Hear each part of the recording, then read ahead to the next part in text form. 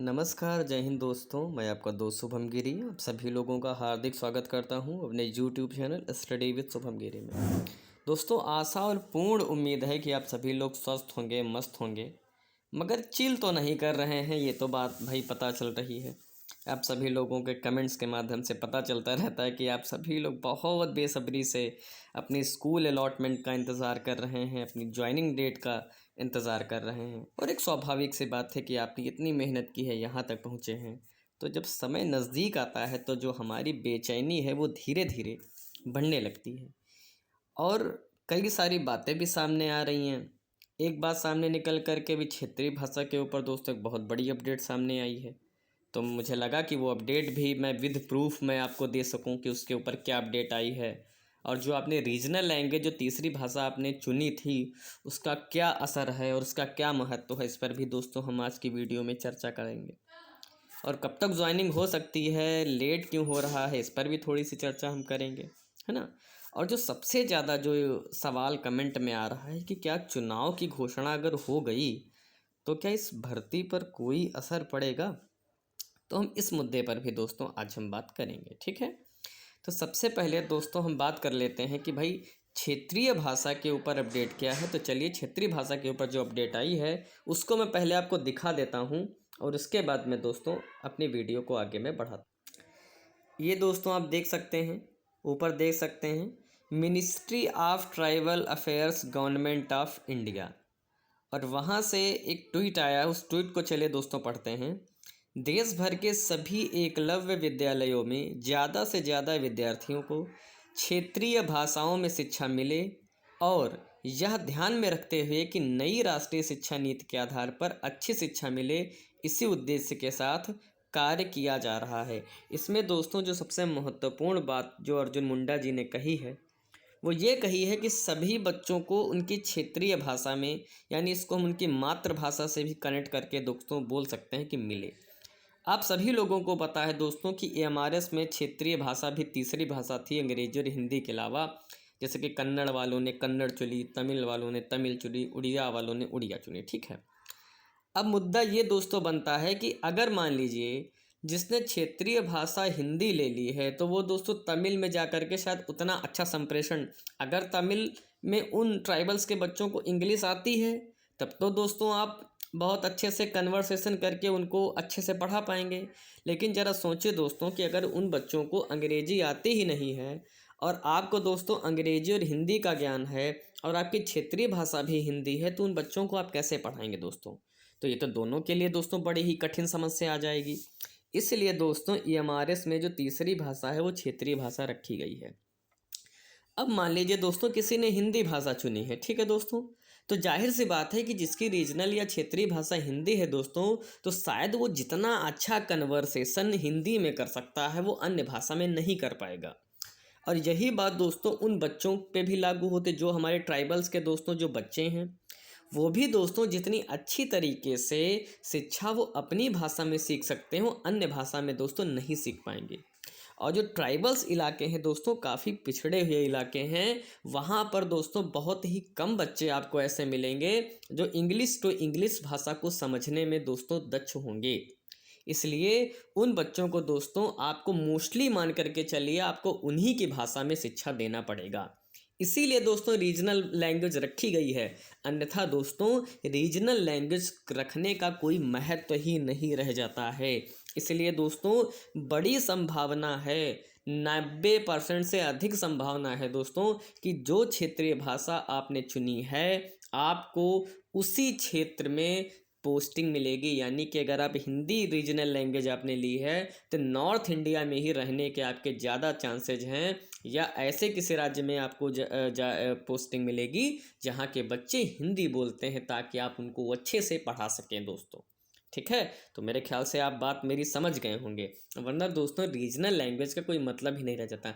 हाँ दोस्तों, वो एक अलग मैटर हो सकता है कि मान लीजिए कि सीटें भर जाती हैं और आपको मजबूरी में ऐसी जगह जाना पड़ता है जहाँ की क्षेत्रीय भाषा दोस्तों नहीं आती है, और दोस्तों नोटिफिकेशन में मेंशन भी है कि अगर उस लैंग्वेज को आपने अपनी 10th स्टैंडर्ड तक नहीं पढ़ा है दोस्तों, तो आपको जो 2 साल का प्रोविज़न पीरियड मिलेगा उसमें आपको दोस्तों क्षेत्रीय भाषा को पास करना पड़ेगा।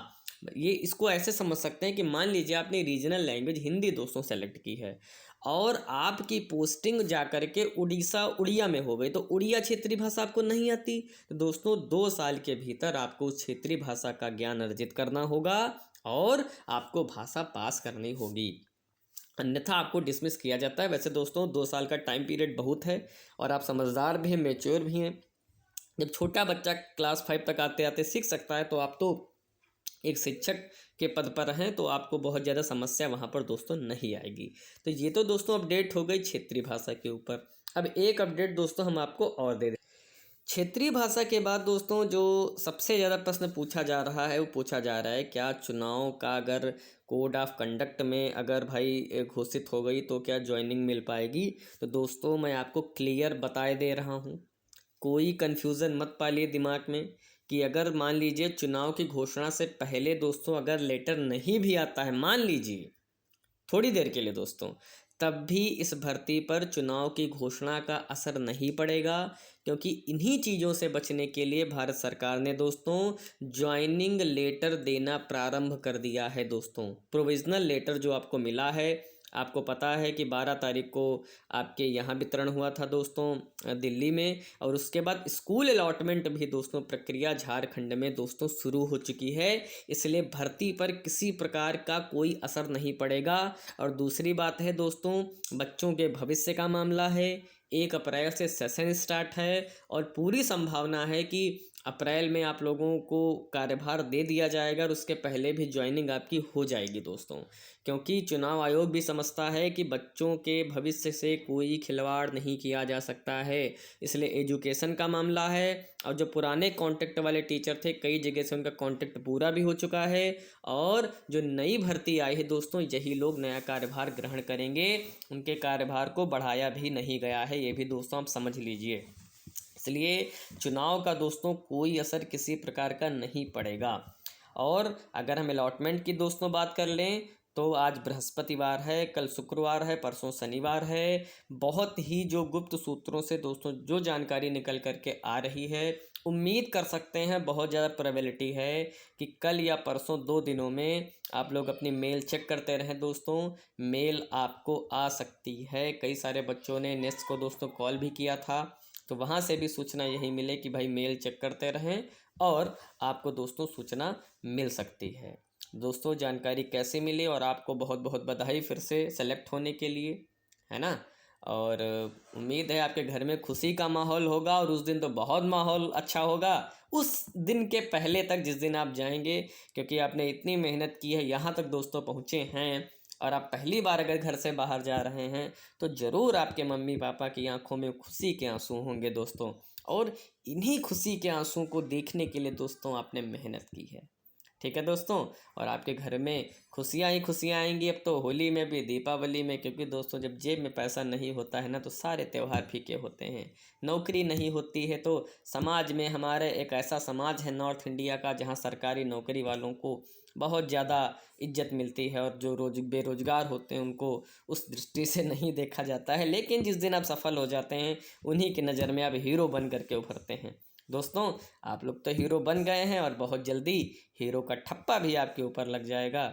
और हम तो मेहनत कर रहे हैं, आप सभी लोगों को अपडेट दे रहे हैं। अगर थोड़ी सी भी हमारी जानकारी दोस्तों अच्छी लगी हो तो हमें भी थोड़ा सा सपोर्ट करें, और हमें भी थोड़ी खुशी दें हमारे चैनल को सब्सक्राइब करके, और ताकि हमें भी थोड़ा सा सपोर्ट मिले, हम भी दोस्तों अपनी लाइन में आगे बढ़ें। और दोस्तों यही निवेदन है, तो मैं प्लीज़ चैनल को आप सभी लोग सब्सक्राइब करें, बेल आइकन को दोस्तों ज़रूर प्रेस कर दें, ताकि ये हमारे से आने वाली सारी अपडेट्स दोस्तों हम आपको बराबर रोज़ के रोज़ देते रहें। और दोस्तों अंत में यही निवेदन है, शेयर ज़रूर कर दें वीडियो को, ताकि अन्य लोग भी देख सकें। और दोस्तों हौसला बनाए रखें, यहाँ तक आए हैं तो आगे भी जाएंगे, इतना इंतज़ार ज़िंदगी में किया है, कुछ दिन और फिर पूरा आसमान आपका है, और बाहें फैलाएं आपका इंतज़ार कर रहा है। और इन्हीं शब्दों के साथ अपनी वाणी को मैं विराम दूंगा दोस्तों, फिर मिलेंगे एक नई वीडियो में एक नई जानकारी के साथ। तब तक मेरे साथ बोलिए दोस्तों, जय हिंद, जय भारत।